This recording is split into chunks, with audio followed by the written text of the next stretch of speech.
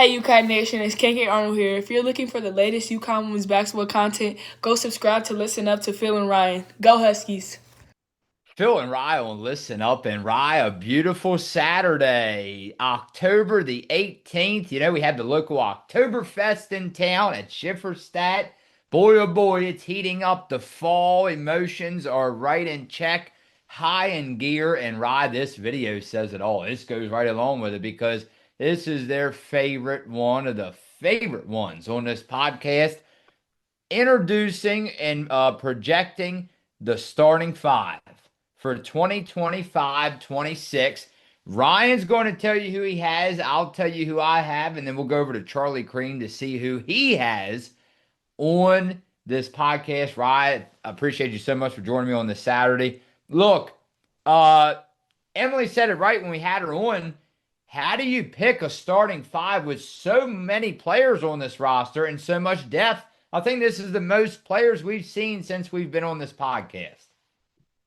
Yeah, it's certainly a very deep team for sure. It's going to be hard for Gino to figure out yet again. I feel like he has almost the same problem every year with all these players trying to figure out when he wants to sell them in the game, who's in the starting lineup for each game.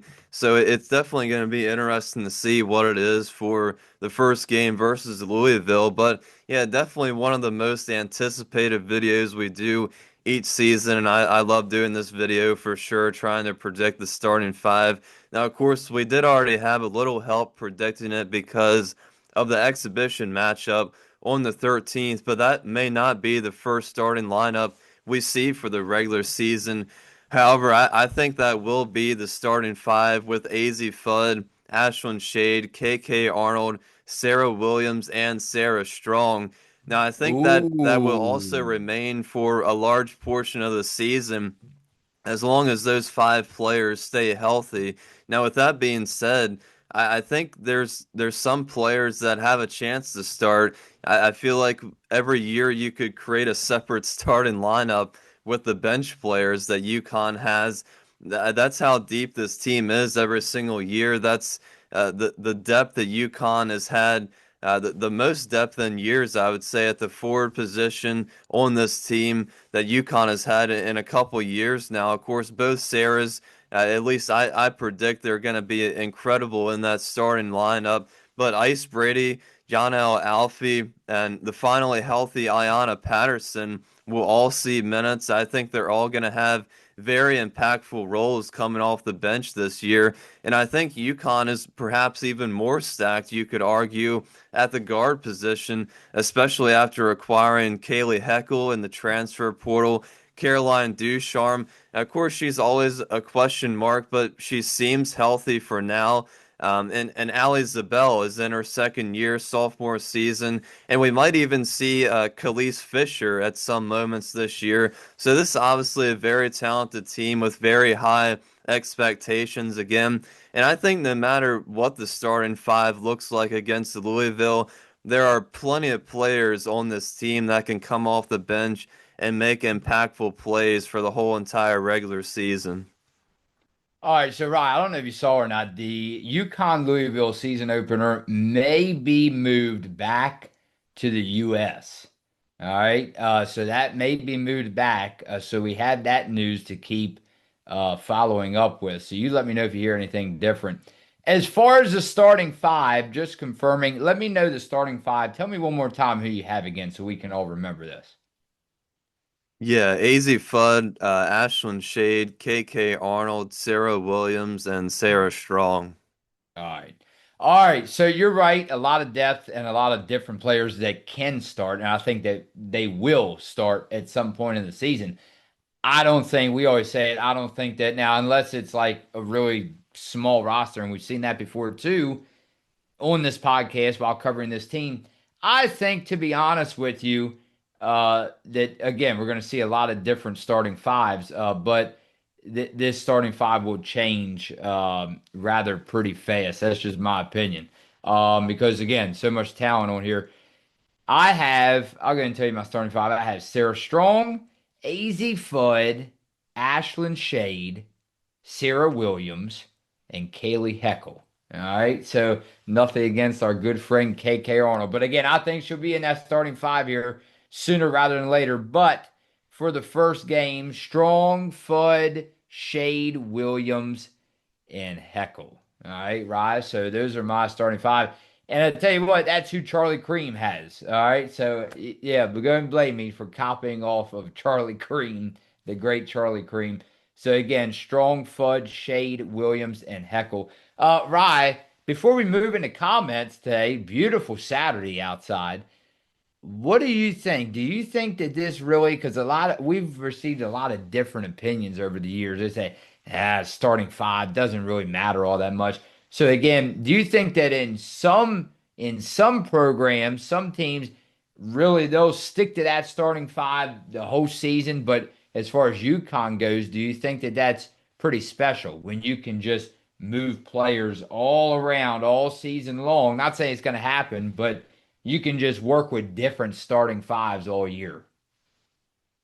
Yeah, I think it's definitely a blessing for sure in the sense that Gino can feel comfortable with a lot of these players and just pretty much play them anywhere and bring them in at any point in the game or put them in that starting five for one game and see how different matchups and different players work together in the starting lineup. And I think that that's what these exhibition games allow for to play these different lineups. So maybe on the 26th, we might see a different starting lineup for that game, just so Gino can see how those players match up and play together in that game. We'll just have to wait and see. But I think it definitely is pretty special that, like I said, almost every year there's so much depth on this team that really allows all these coaches to mix and match on the floor every single night and see what matchups that they like and who they want to play and who they feel good about going into each game. All right, let's go over comments. Let's go over to Michael Lawson. The key of UConn being number one is that first game in Germany and how the team adapts in playing overseas. You have several players that will get the jitters on and off the court due to culture. This is when the vets on the team show their true leadership. And after a couple of minutes in the first quarter, the players on the team that suffers from the culture shock will settle down and play quality basketball. Well, Ryan, I just said it before. Uh, it might get moved back to the U.S. I don't know. I mean, that's up to you, I guess, to figure out. Does it really matter? In country, out of country. I mean, you got to show up. Yeah, either way, you got to show up and be ready to play. I think it's if it does stay in Germany, it'll certainly be interesting to see how that kind of shapes out. I think certainly going across the country to play, it definitely matters a little bit. I would think it would for both teams to travel that amount of miles and try to prepare for a game versus just staying in the United States. So we'll certainly keep an eye out for that and see if it does come back to the U.S. But yeah, either way, you got to show up and be ready to play. And I think certainly if it, I mean, either way, I think I'll be watching to see how UConn comes out in those first 5 minutes or so before the first media timeout and see how nervous they are. Do they let their nerves and emotions affect them for the first 5 minutes or so in that first quarter of the game? Now you know which way I'm leaning this season. Again, I'm staying positive. That's what we're taught to do. Stay positive. But UConn Nation said we will just have to see how we respond if a game gets close without Paige being there to bail them out. Oh, Rye, that's like a post-it note. That's a post-it note for the 25-26 season. How could you say it any better?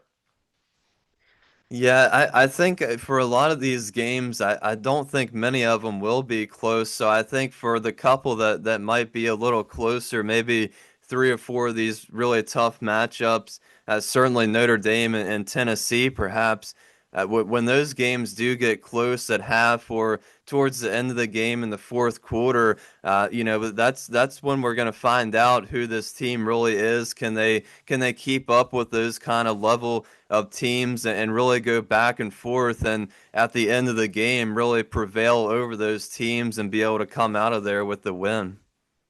How about Jason D'Amico, our good friend? We didn't forget, he still has to come on with us, right? At some point, Jason said, I am not good enough to predict how this Huskies team will play together. I need to see more games before I make any educated predictions or calculated assumptions. I will be honest, though, I was not that impressed with our defense against Boston College. There were huge gaps and lapses of concentration against guard play, but I'm hoping that's just early season rust. Peace.